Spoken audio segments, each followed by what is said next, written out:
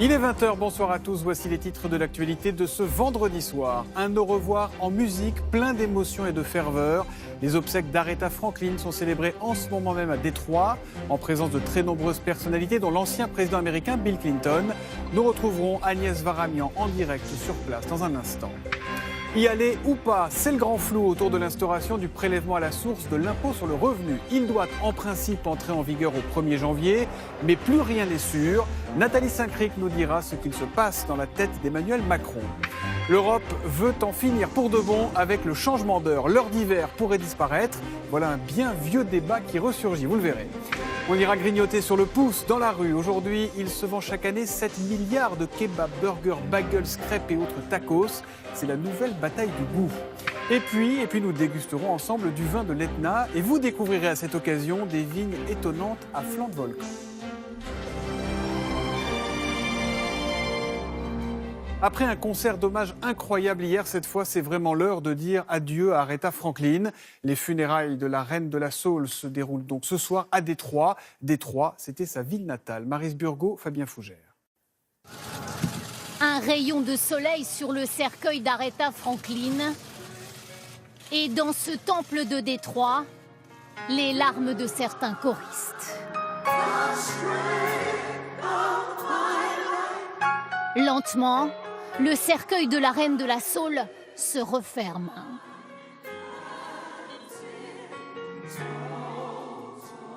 Il a été ouvert quelques minutes pour un dernier adieu. Des funérailles exceptionnelles en présence de l'ex-président Bill Clinton. 6 heures de cérémonie ponctuées d'hommages musicaux à vous hérisser le poil.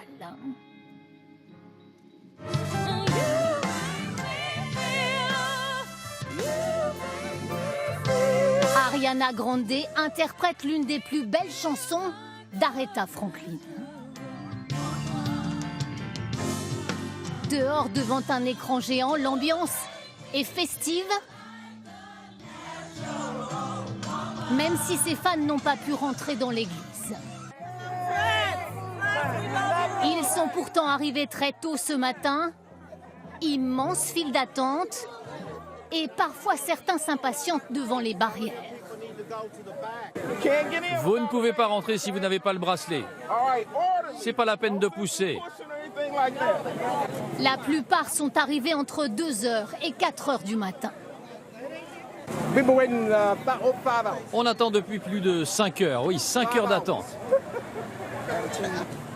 Je ne ferai ça pour personne d'autre. Faites-moi confiance. Ça vaut le coup. J'aurais pu rester dans cette file d'attente pendant 3 jours. Aucune importance. À l'intérieur, la danse, la musique à tue-tête pour saluer la reine de la soul une dernière fois. Dernier hommage aussi à l'extérieur avec ses Cadillacs roses. Un clin d'œil pour rappeler une célèbre chanson. Aretha Franklin y parlait d'amour dans une Cadillac rose.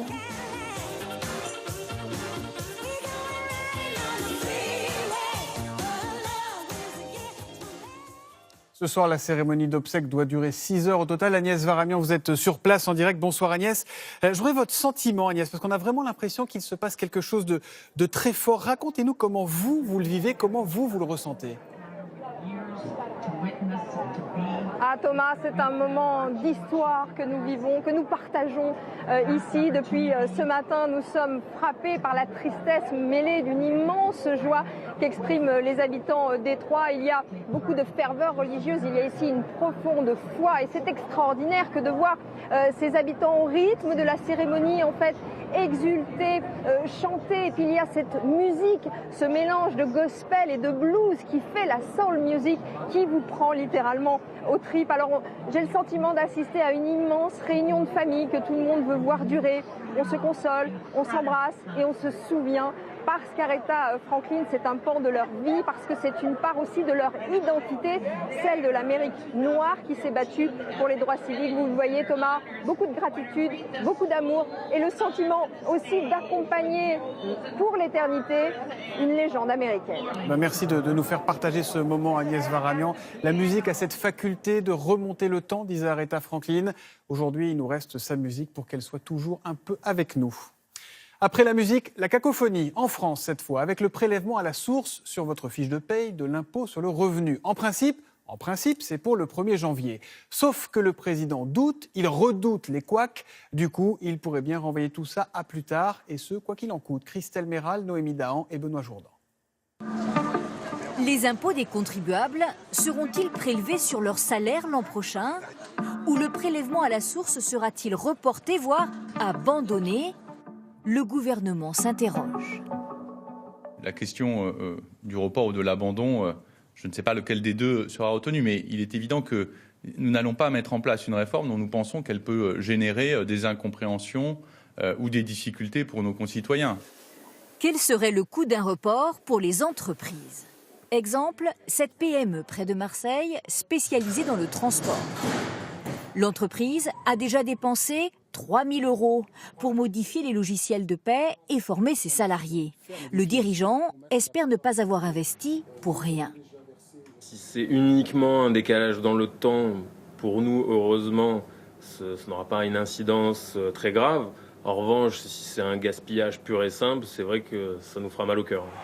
Selon les estimations, les entreprises ont dépensé entre 320 millions d'euros et 1,2 milliard pour se préparer au prélèvement à la source. En cas de report, l'investissement ne serait pas perdu, mais beaucoup réclament une décision claire. Les entreprises commencent à investir, on se forme. Il faut maintenant vraiment poser un choix politique clair. C'est ce dont nous avons besoin parce qu'en entreprise, vivre sans visibilité, c'est compliqué. Quel serait le coût du report pour les services fiscaux? Pour les adapter à la réforme, environ 140 millions d'euros dépensés. Il y a aussi cette campagne d'information. Paiement de l'impôt, pourquoi on change? 4 millions d'euros. En cas de report, il faudrait sûrement communiquer à nouveau. Au-delà du coût, ça renvoie un très mauvais signal dans la façon dont la gouvernance aborde la politique fiscale et ça aura des conséquences dans les rapports des Français à l'impôt qui est déjà malheureusement assez détérioré. Le président devrait trancher le report ou pas du prélèvement à la source d'ici 15 jours, voire opter pour un abandon pur et simple avec les risques politiques que cela comporte. Du président. On va en parler tout de suite avec vous, Nathalie Saint-Cric. Bonsoir, chef du service politique de France Télé. Qu'est-ce qui se passe en ce moment dans la tête d'Emmanuel Macron? On a l'impression que le chef des Gaulois est devenu subitement réfractaire à cette réforme-là. Écoutez Thomas, je pense surtout que le chef des Gaulois, comme vous dites, est surtout réfractaire à l'impopularité. Alors il baisse dans les sondages, il y a le départ de Nicolas Hulot, il y a une croissance molle et puis finalement il a peur que les Français, en regardant leur feuille de paye en janvier, aient un choc, même si c'est en partie irrationnel, puisqu'on est dans un pays à 60% mensualisé. Et puis, vous savez, il y avait une hausse de pouvoir d'achat qui était prévue en octobre par baisse des cotisations salariales. Eh bien, Emmanuel Macron a peur que cette baisse, ça passe inaperçu. Donc, il est dans un piège et il fait un pari. Le piège, c'est que s'il renonce, il casse son image de réformateur. Et s'il maintient, il prend le risque de dévisser dans les sondages. Il y en a un qui avait dévissé en son temps dans les sondages, c'est François Hollande. Mais il est de retour, François Hollande. Il a fait sa rentrée tout à l'heure. C'était à Cherbourg cet après-midi et il n'a pas épargné son successeur. Écoutez. Les comportements personnels, il peut y en avoir de formidables. Et puis, hélas, parfois, il y en a d'autres qui sont animés parce que c'est l'air du temps, j'imagine. Dans l'individualisme, le cynisme, ou parfois, ça peut survenir, le narcissisme, une terrible maladie. L'arrogance des puissants, la célébration de l'argent, l'ignorance des territoires et des élus, la mise en cause des services publics et des fonctionnaires, la diminution des droits sociaux au nom du travail, avec les retraités qui sont maintenant montrés du doigt. Alors, Nathalie Saint-Cric, François Hollande envoie et succède les scuds envers Emmanuel Macron, même s'il ne le cite à aucun moment. Est-ce que l'ancien chef de l'État peut devenir un problème pour l'actuel? Non, un problème pas vraiment, mais plutôt une espèce de petit cauchemar. Vous savez, celui qui revient vous hanter toutes les nuits et qui vous se rappelle à votre attention. Exactement. Parce que vous voyez, sous des airs bonhommes que François Hollande a toujours eu, eh bien, il ne pardonne rien, puis c'est de bonne guerre parce que finalement, il a été trahi. Alors, il a la rancune tenace. Alors, évidemment, il dit que c'est idéologique, mais surtout très, très personnel. Mais si tout cela insupporte, mais je peux vous le dire profondément, Emmanuel Macron, il y a d'autres gens qui sont encore plus insupportés. Ce sont les socialistes, et des gens comme Olivier Faure. Ils essaient d'exister et de renaître, ce qui est un vaste programme pour eux, et avec un François Hollande qui leur pompe tout leur oxygène. Merci beaucoup, Nathalie Saint-Cric. Emmanuel Macron, dont on parlait, qui a présidé tout à l'heure son premier Conseil des ministres sans Nicolas Hulot. Et il a d'ailleurs un peu taclé, lui aussi, son ex-ministre. Il n'est d'idéaux louables que s'il s'attache à changer le réel, a dit le chef de l'État. On sait désormais que le gouvernement sera au complet mardi au plus tard. On connaîtra alors le nom du successeur de Nicolas Hulot. Ce qui est sûr, c'est que ce ne sera pas un cadeau pour celui ou pour celle qui héritera du portefeuille. Mathieu Boisseau, Patrick Desmully, avec notre bureau de Rennes. Je ne veux plus me mentir. Et donc je prends la décision de quitter le gouvernement. Il a tenu 1 an et 3 mois avant d'entrer dans un club méconnu mais déjà bien peuplé. Celui des ex-ministres de l'écologie déçus, frustrés, démissionnaires ou limogés. En moyenne, il ne reste qu'1 an et demi en exercice. L'un des sièges les plus éjectables du gouvernement. Un poste d'isolement politique, seul contre tous, où à chaque décision, les adversaires sont nombreux.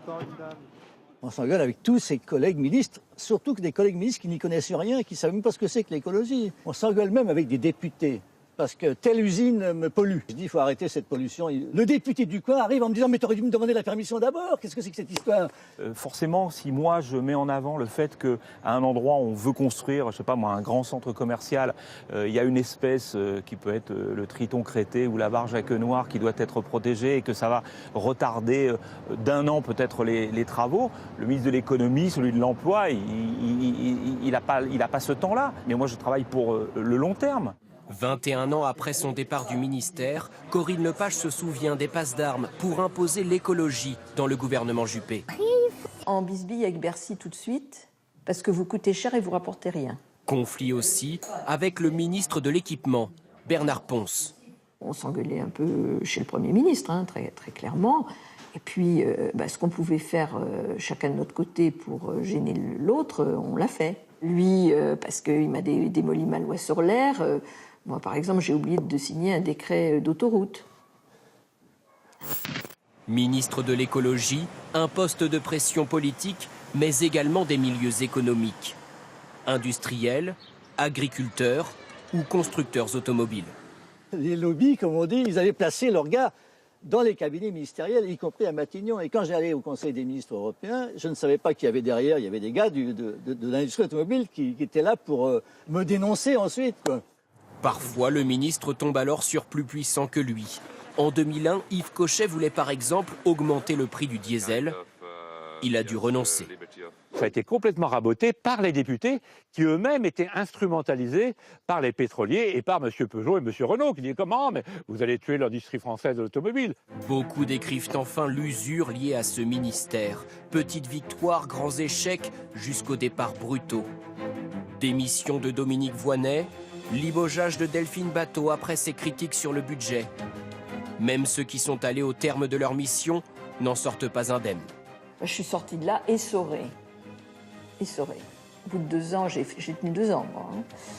J'étais épuisée. Dans la mesure où on perd beaucoup d'arbitrage auprès du Premier ministre, à la fin on est fatigué, quoi. C'est un ministère très sensible parce que c'est un ministère qui touche à l'évolution de notre société et qui remet en cause énormément de ce qu'on a l'habitude de faire.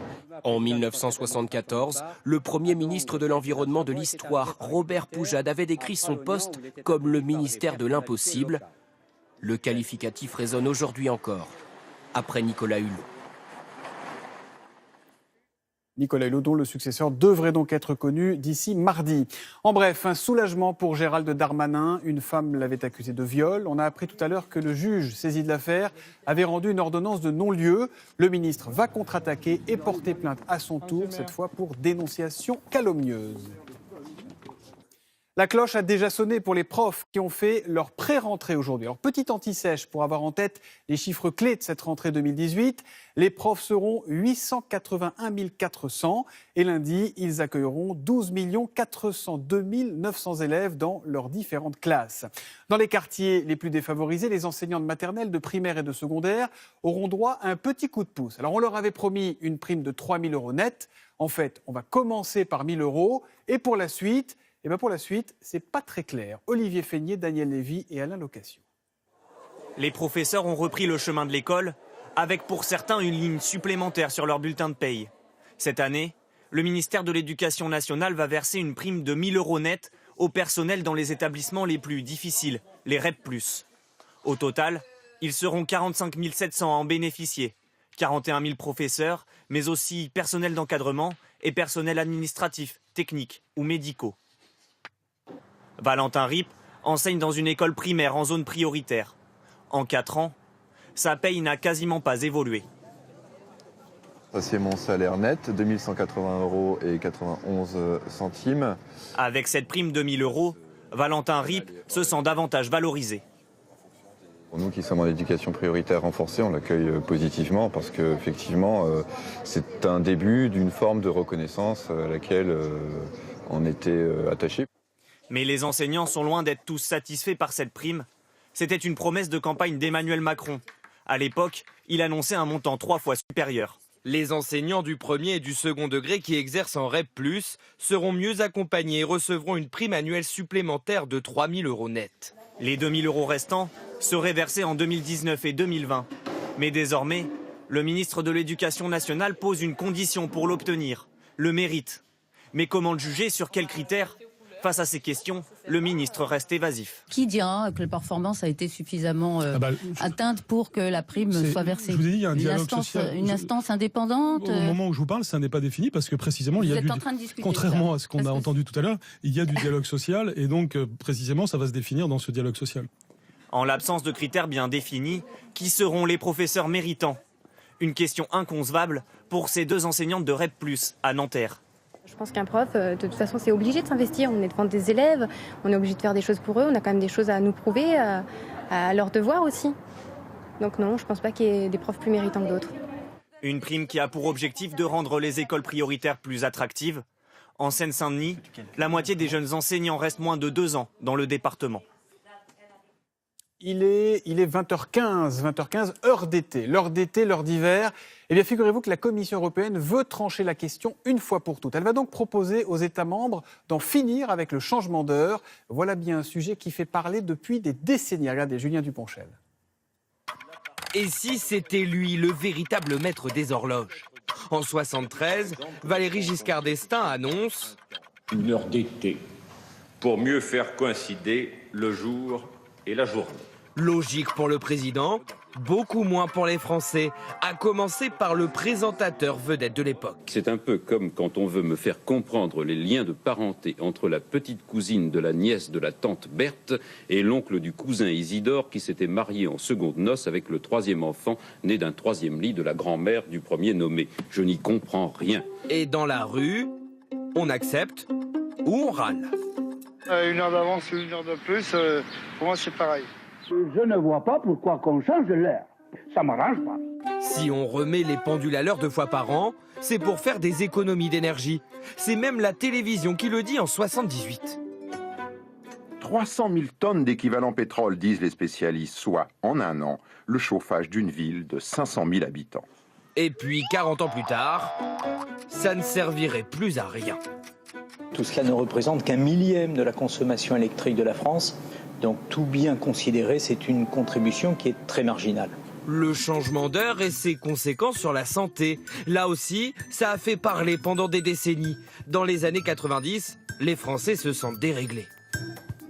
Chez l'enfant, c'est vraiment la période où ils sont le plus perturbés. Et puis tout l'inverse, dans les années 2000. 1 heure de décalage, ça veut dire qu'en 24-48 heures maximum, vos horloges internes sont recalées. En 50 ans, tout et son contraire aura été dit. Alors si on revenait au point de départ ? On y est presque au point de départ, parce que la Commission européenne va donc proposer l'abandon de l'heure d'hiver en s'appuyant sur une consultation publique à laquelle 4 600 000 personnes ont répondu, et ce dans toute l'Europe. Bonsoir Simon Ricotier. Abandonner l'heure d'hiver, ça changerait quoi, Simon ? Eh bien déjà Thomas, on profiterait plus longtemps du soleil et ça, c'est pas négligeable. En hiver, souvent vous rentrez chez vous à 17h, il fait nuit. Eh bien ce ne sera plus le cas. 1 heure de lumière en plus, de quoi rester plus tard dehors et donc peut-être fréquenter davantage les commerces, les bars. Ça peut être une bonne nouvelle finalement pour l'économie. En revanche, le matin, le soleil se lèverait entre 9 et 10 heures, soit bien après le début du travail pour beaucoup de Français. Puis pour les enfants, le réveil et le début des cours à 8 heures alors qu'il fait nuit noire, ça pourrait être compliqué aussi. C'est pas facile, c'est pas facile. Il y a beaucoup de pays aujourd'hui qui pratiquent l'heure d'été, l'heure d'hiver, ou c'est un truc qui est très français, ça ? Alors dans l'Union européenne, c'est partout pareil. Depuis 1998, on change tous d'heure à la même date. Dans certains pays fédéraux, comme les États-Unis, eh bien, chaque État choisit d'alterner ou non. Et puis il y a des pays qui ont carrément abandonné le changement d'heure depuis quelques années. C'est le cas de la Russie, de la Chine et de la Turquie. Bon, et si ça se fait, Simon, si on abandonne le changement d'heure, c'est pour quand ? Ça va prendre au moins quelques mois, Thomas. D'abord, la Commission européenne va proposer une directive qui devra ensuite passer par le Parlement européen. Enfin, ce sont les 28 chefs d'État et de gouvernement qui voteront le texte à la majorité qualifiée. Donc on changera bien d'heure, on passera bien à l'heure d'hiver dans quelques semaines. C'est acquis, hein. Ça ne bougera pas. Ça sera même dans la nuit du samedi 27 au dimanche 28 octobre prochain. Merci beaucoup, Simon Ricotier. Gênes pense ses plaies et apprend à vivre sans son pont Morandi qui s'est effondré le 14 août dernier, faisant 43 morts. Avant cette tragédie, la ville était quasiment un passage obligé pour la plupart des transporteurs français devant livrer en Italie. Désormais, les choses sont forcément un peu plus compliquées. Lucie Chaumette et Emmanuel Félix. Là, on recommence maintenant, donc on ne sait pas trop exactement comment on va faire. Tu nous tiens au courant ? 6h45 ce matin, Christian Maouche part de Nice direction Florence en Italie. C'est la première fois qu'il effectue ce trajet depuis l'effondrement du pont Morandi. Cette catastrophe l'a obligé à changer son itinéraire. Aujourd'hui, il contourne la ville de Gênes. J'ai l'habitude de faire ce trajet. Je sais très bien qu'il faut 5h, 5h30 pour le faire. Et là, j'appréhende un peu avec l'effondrement du pont, 1h30, voire 1h30 de plus. La déviation, la voici, cette boucle vers le nord. Ce sont 110 km supplémentaires à l'aller comme au retour. Quasiment 7 heures de route au lieu de 5 au total. Une bonne solution pour éviter les embouteillages. Et bonne surprise, la route est dégagée. Ça casse les pieds parce que voilà, ça modifie tous les plans de la journée, quoi. On pouvait calculer avant où dormir, où manger, tandis que là on ne peut plus calculer. Maintenant c'est au bon vouloir de la circulation. Tout cela a un coût, plus 300 € par voyage. Dans son bureau, près de Nice, le patron de l'entreprise tient les comptes. En 2 semaines, il a déboursé 3 000 € de frais imprévus. Pour le moment, le surcoût, c'est la société qui l'a pris en sa charge. Bon, on va facturer avec nos clients, on va trouver une solution, mais durablement, c'est pas possible parce que le pont ne sera pas fait en 5 minutes. Pendant ce temps-là, sur l'autoroute italienne, Christian Maouche prend la déviation, la route de gauche. C'est 1h30 de trajet en plus et des ponts qui se succèdent. Ça vous fait peur ou pas ? Non, pas du tout. Non. Là, si on commence à avoir peur, on roule plus, là. Parce que là, des ponts, c'est pas ça qui manque ici. Pour Christian Maouche, le temps est compté. Avance un peu. T'es endormi ou quoi ? Après 511 km et quasiment 7 heures de trajet, il arrive à destination. Le client semble satisfait. Il avait été averti de l'allongement du temps de trajet. 40 minutes plus tard, le camion est déchargé. Le routier doit maintenant retrouver un autre client pour un chargement avant de repartir direction la France. Mais pour respecter les 10 heures de route légales par jour, ce soir, Christian Maouche devra dormir en Italie. Et par ailleurs, il va bien sûr falloir reconstruire à Gênes. L'architecte génois mondialement connu Renzo Piano, très touché par le drame, a offert ses services. Il propose donc de concevoir gratuitement un pont qui aura les traits de la ville, dit-il. Ça fait 1 mois pile maintenant que les Autolib ont calé à Paris et en banlieue. Terminé les petites voitures grises électriques en autopartage. La plupart sont désormais à la casse ou presque. Restent des milliers de bornes rendues aujourd'hui inutilisables, ce qui n'est pas le moindre des paradoxes alors que l'on nous incite à rouler propre. Juliette Perrault et Guillemette Allard ainsi que Mathieu Régnier. Depuis 1 mois, des centaines de véhicules ont quitté les rues de Paris pour atterrir 200 km plus loin, à Romorantin dans le Loir-et-Cher. Sous les yeux de riverains, un peu inquiets. Au départ, il y en avait quelques-unes au fond, et plus ça allait, plus ça se remplissait. Et je dis, ils vont nous les laisser là, et voilà. Alors que vont devenir ces centaines de véhicules ? Selon le groupe Bolloré, Une grande partie de la flotte pourrait être revendue à des entreprises. Entre 300 et 1000 voitures vont aussi être déployées dans d'autres villes d'autopartage. Les voitures les plus abîmées, elles, pourraient être démantelées pour récupérer certaines pièces comme les batteries. Un gâchis qui ne concerne pas que les véhicules, mais aussi leurs bornes de recharge, aujourd'hui inutilisables. Comme ici à Châtillon, en banlieue parisienne, de quoi déconcerter les habitants. L'autolib est juste au pied de chez moi, donc c'était parfait. C'est électrique, c'est écologique. Je ne comprends pas du tout comment ils ont pu mettre en place ce projet sans anticiper ce qui se passe aujourd'hui. C'est dommage, puisqu'il y a un manque et ça a créé un besoin. La ville de Châtillon a investi dans 42 bornes pour un coût total de 350 000 €. Pour les financer, elle a contracté un emprunt. Il lui reste encore 50 000 € à rembourser. Des bornes qui en réalité pourraient encore fonctionner. Mais pour recueillir les données des utilisateurs, il faut un logiciel de gestion. Or, le groupe Bolloré n'a pas voulu vendre son système d'information. Le 27 juillet, Bolloré a appuyé sur le bouton « Terminé ». Donc il n'y a plus de moyen d'exploiter. On a subventionné un système, on a subventionné des usagers, et puis aujourd'hui, l'argent est perdu. À défaut de logiciel, une solution pourrait être un accès gratuit au réseau électrique des bornes. On peut imaginer une première utilisation qui pourrait être transitoire en attendant un autre système qui serait effectivement un accès libre où les utilisateurs pourraient venir se recharger aux bornes sans être forcément identifiés et sans être facturés de la consommation d'électricité. Une alternative qui ne séduit pas toutes les mairies. Chacune décidera du sort de ces installations dans les mois qui viennent. Et à propos de voitures électriques, regardez ce prototype qui est un peu rétro, un peu vintage, c'est vrai. C'est une Kalachnikov, figurez-vous, la célèbre marque de fusils mitrailleurs russe qui veut se diversifier et concurrencer à terme l'américain Tesla. On va garer la voiture sur le côté, le temps de grignoter un petit quelque chose. Avant, on achetait un sandwich et c'était plié. Aujourd'hui, on ne sait que choisir. Après la mode du kebab et du burger, ce sont désormais les tacos et les bagels qui vous ouvrent l'appétit. Alexandra Boquet et Zidane Berkous. C'est la star du moment, le tacos. Une galette mexicaine dont la garniture est entièrement choisie par le client et qui détrône les classiques de la restauration rapide. Il mélange plusieurs ingrédients et la forme et comme ça les frites sont mélangées à l'intérieur et comme ça t'as pas besoin de piocher sur des frites à côté. Ça va vite, c'est bon et ça cale. Prendre un tacos en M. Une fois la commande passée, le tacos est prêt en 5 minutes. Ça sonne, j'ai faim. Même les touristes étrangers sont conquis. Sérieusement, à chaque fois que j'ai mangé quelque chose en France, c'était meilleur qu'au Québec ou en Amérique. Le goût, je sais pas qu'est-ce que vous faites, vous mettez peut-être des épices qu'on n'a pas, c'est meilleur. Le secret de l'enseigne, c'est cette sauce fromagère, un ingrédient français spécialement pensé par ses fondateurs, originaires de Grenoble. 3 amis adeptes de tacos qui réalisent qu'aucun service de restauration rapide ne propose leur sandwich préféré. Pour le client, avant, il avait le choix entre le burger, la pizza, éventuellement le kebab, le bagel. Et maintenant, il a le choix avec le tacos. Donc, on est une nouvelle branche du secteur.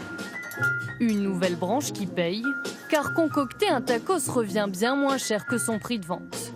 Pour une taille L, il faut compter 20 centimes pour la galette, 10 centimes pour la sauce tomate, 40 centimes pour la fromagère, 20 pour le cheddar, 20 centimes pour les frites et le plus cher, la viande, 50 centimes pour des merguez et des nuggets. Un total de 2,10 € pour un prix de vente à 6 €. Une marge de 3,90 € à laquelle il faut soustraire différentes charges. Au total, 55 000 tacos sont vendus chaque jour dans les 200 enseignes.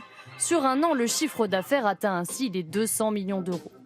Une folie de la street food qui explose. Aujourd'hui, 7 Français sur 10 en consomment plus ou moins régulièrement. C'est 2 fois plus qu'il y a 10 ans et pour cet expert, la tendance n'est pas près de s'arrêter.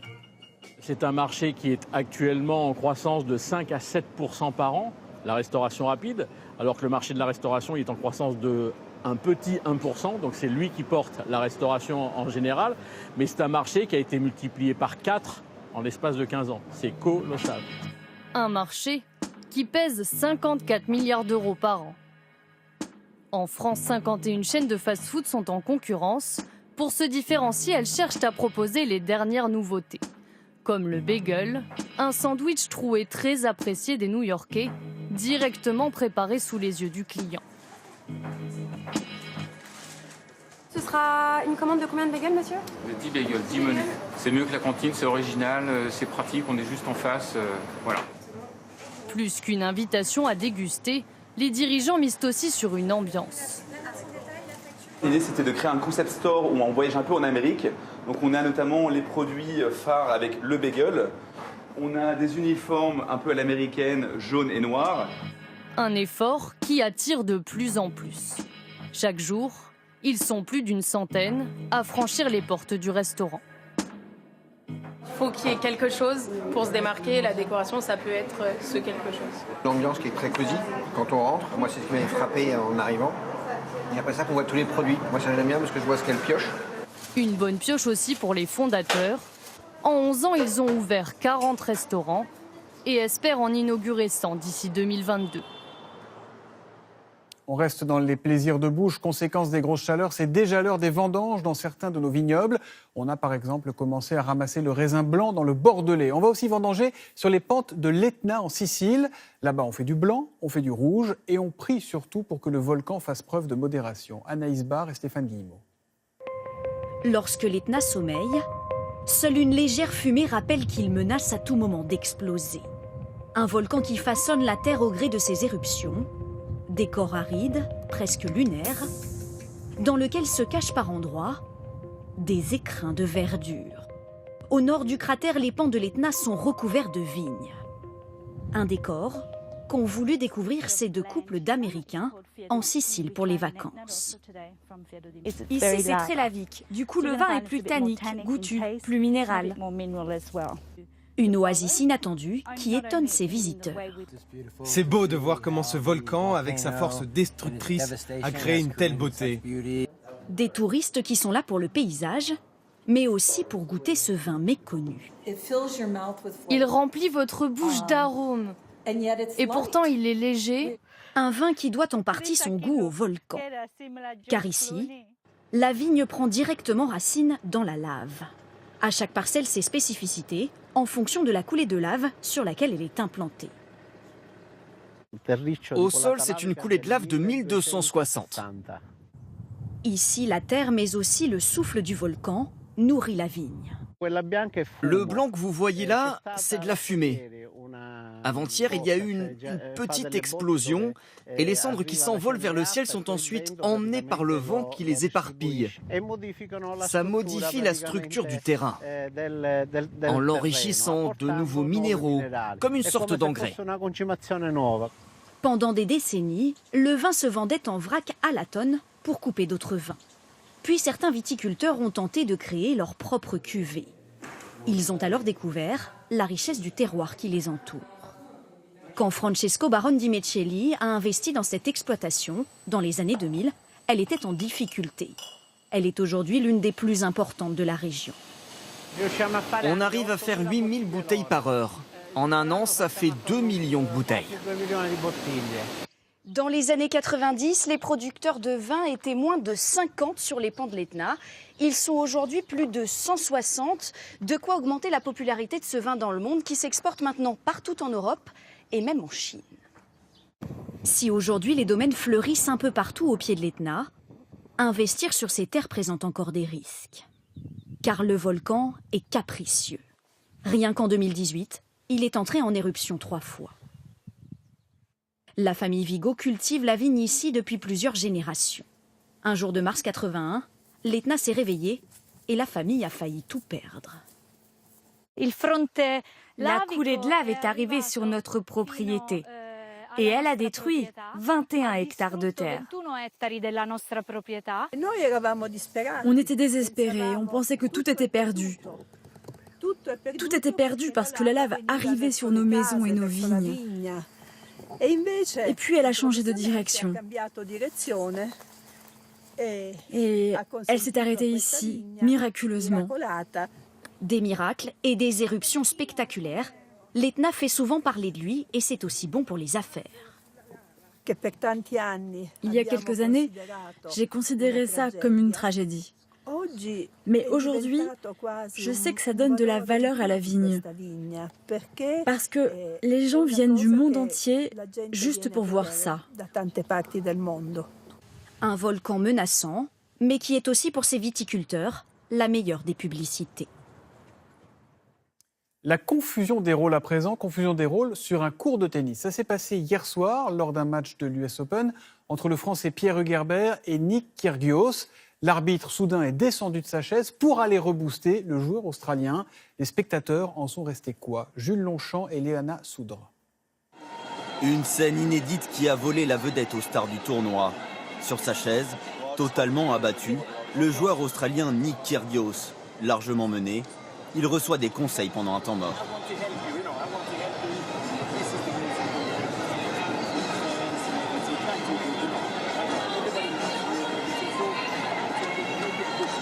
Problème, l'homme qui le motive est l'arbitre du match, normalement neutre.